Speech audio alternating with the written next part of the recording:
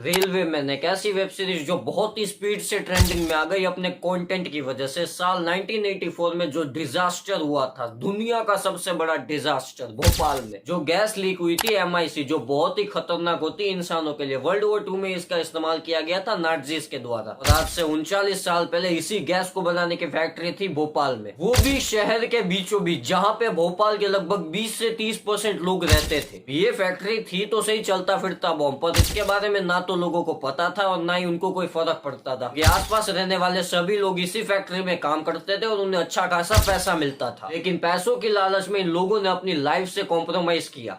MI6 बहुत ही dangerous chemical होता है, अगर ये लीक हो गया तो पहले इंसान की आंख जलाएगा, बहुत ही ज्यादा खांसी होगी और 1 से 2 मिनट में इंसान खत्म। चलता फिरता बॉम्ब इसीलिए क्योंकि थोड़ा भी MI6 बहुत ही डेंजरस होता है। भोपाल में उस दिन लगभग 20 टन MI6 था, सिटी के बीचों बीच काफी था पूरे शहर को कब्रिस्तान बनाने के लिए। और ऐसा ही होता है 2 दिसंबर को रात के 1 बजे फैक्ट्री में से धीरे धीरे करके MI6 लीक होता है, क्योंकि MI6 के अंदर पानी चला जाता है। MI6 को हमेशा पानी से दूर रखा जाता है, लेकिन उस दिन वर्कर की एक छोटी सी गलती की वजह से वो पानी बंद करना भूल गया और उसने हिस्ट्री बना दी, दुनिया का सबसे बड़ा डिजास्टर। ऐसा नहीं था कि लोगों को इसके बारे में पता नहीं है ये क्या है और ये क्या कर सकता है। कुछ लोग थे जिसको इसके बारे में बहुत ही अच्छे से पता था कि गलती हुई तो क्या हो सकता है। उन्होंने पब्लिक और गवर्नमेंट को अवेयर भी किया था, लेकिन किसी ने भी कोई ध्यान ही नहीं दिया, क्योंकि सबको अपना घर चलाना है। और इसी फैक्ट्री की वजह से आसपास के लोगों को नौकरियां भी मिल रही थी। और जिस दिन MI6 का टैंक फटता है, जिन लोगों को इसके बारे में पता था वो अपना संपूर्ण समर्पण दे देते हैं। वो एक हीरोज की तरह ऊपर आते हैं और लोगों की हेल्प करते हैं उन्हें बचाने के लिए, और खुद को कुर्बान कर देते हैं। ऐसे लोग बहुत ही कम होते हैं। जब ये गैस लीक हुआ था, सबसे बड़ी प्रॉब्लम ना तो लोगों को इसके बारे में पता था कि इससे कैसे बचा जाए, ना ही डॉक्टर के पास इसका कोई एंटीडोट था, दवाई। बहुत सारे लोग हॉस्पिटल में आ रहे थे पर डॉक्टर को पता ही नहीं कि न हुआ क्या है, तो दवाई देंगे कैसे। कि जैसे ही लोगों को पता चलता है कि फैक्ट्री में से MI6 लीक हुआ है, वो सीधा हॉस्पिटल में भागते या तो फिर रेलवे स्टेशन में। आधे लोग रास्ते में मारे जाते हैं, आधे लोग हॉस्पिटल में। अब डॉक्टर की भी उतनी गलती नहीं है, क्योंकि ऐसा पहली बार हुआ था पूरे भोपाल में। लोगों की आंखें जल रही थी, उनको नॉन स्टॉप खांसी आ रही थी और इससे बचने का सिर्फ एक ही तरीका था,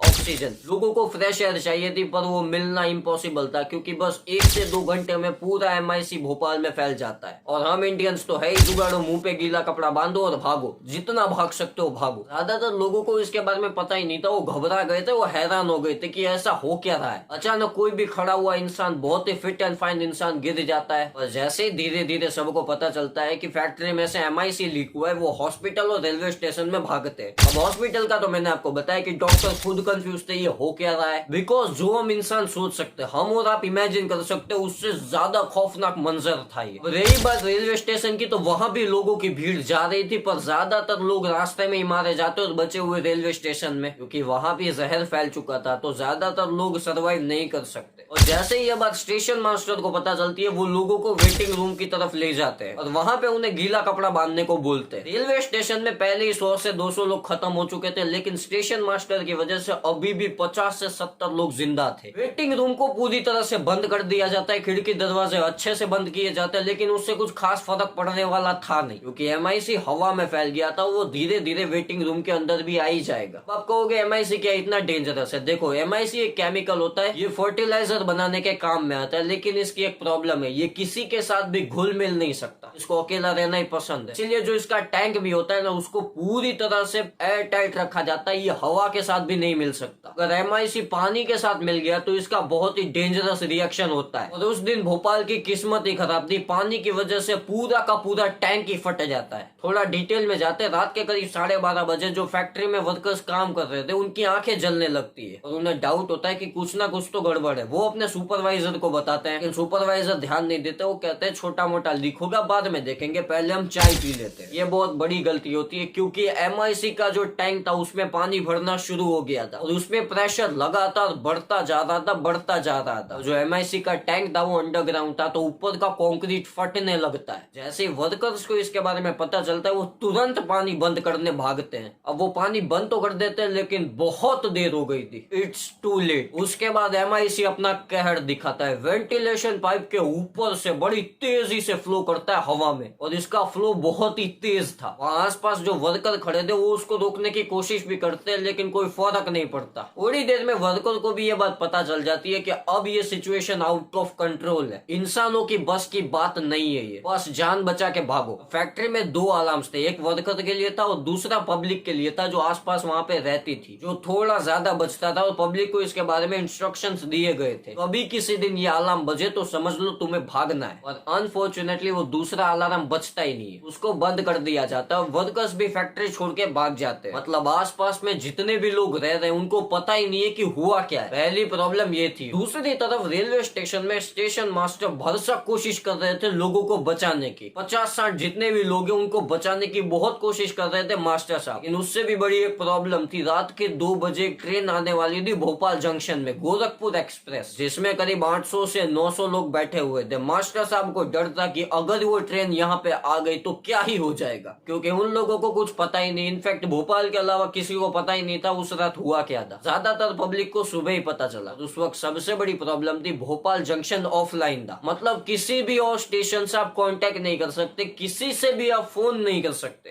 क्योंकि बहुत दिनों से फोन की लाइन ही खराब थी। गोरखपुर एक्सप्रेस अपने टाइम से लेट चल रही थी और मास्टर साहब पूरी कोशिश कर रहे थे किसी ना किसी तरह से ट्रेन को रोका जाए, जैसा हमें वेब सीरीज में देखने को मिला। लेकिन फर्क नहीं पड़ता, रात के 2 बजे भोपाल जंक्शन ऑफलाइन था और धीरे धीरे आसपास के लोगों को भी पता चलने लग रहा था कि भोपाल में गैस लीक हुआ है, जिस वजह से वहां के सिविलियंस मर रहे हैं। ऐसे ये बात सरकार तक पहुंचती है। सरकार एक टीम बनाती है एंटीडोट ढूंढने की, लेकिन ये इतना आसान नहीं था क्योंकि MIC का एंटीडोट हमारे पास था नहीं। मतलब या तो हमें मंगाना पड़ता या तो हमें बनाना पड़ता और उसके लिए वक्त लगता। उतना वक्त भोपाल के लोगों के पास था नहीं। लोग अंधे हो रहे थे, लोग सांस नहीं ले पा रहे थे। वहां पे एक तालाब था और कुछ लोग वहां पे कूद गए ये सोच के कि तालाब में जहर का असर कम हो जाएगा, पर उनको क्या पता था कि पानी में MIC और भी खतरनाक होता है। ऐसे वक्त में भोपाल के लोगों को कोई बचा सकता था तो वो गवर्नमेंट ही थी, लेकिन वो भी कुछ कर नहीं सकती थी क्योंकि उनको भी उसके बारे में कुछ ज्यादा पता नहीं था। और इसी बीच मास्टर साहब की भी कोशिश बेकार हो जाती है। Finally Gorakhpur express Bhopal junction पर आ जाती है। लोग ट्रेन में से उतरना शुरू करते हैं, लेकिन मास्टर साहब ने भी ठान लिया था कि हार नहीं मानूंगा। वो लाउड स्पीकर में इंस्ट्रक्शंस देते कि कोई भी इंसान ट्रेन में से ना उतरे, खिड़की और दरवाजे बंद करो और अपने मुंह पे गीला कपड़ा बांध लो। जो ट्रेन में बैठे हुए लोग थे वो हैरान हो गए, घबरा गए कि स्टेशन में लोग नहीं लाशें पड़ी हुई थी। इसी बीच अच्छी बात कि ट्रेन के लोग मास्टर साहब की बात बहुत ही अच्छे से सुनते और उनको फॉलो भी करते हैं। मास्टर साहब को ये बात पता चल गई थी कि अब मैं कुछ भी कर लूं, गोरखपुर एक्सप्रेस को मैं रोक तो नहीं सकता लेकिन भगा तो सकता हूँ। जैसे ही ट्रेन भोपाल में आती है मास्टर साहब एक कांस्टेबल को भेजते हैं ड्राइवर के पास, जो वहीं पे मास्टर साहब की मदद कर रहा था लोगों को बचाने के लिए। उस रात जो कुछ और करने आया था लेकिन हो कुछ और जाता है। मुन्ना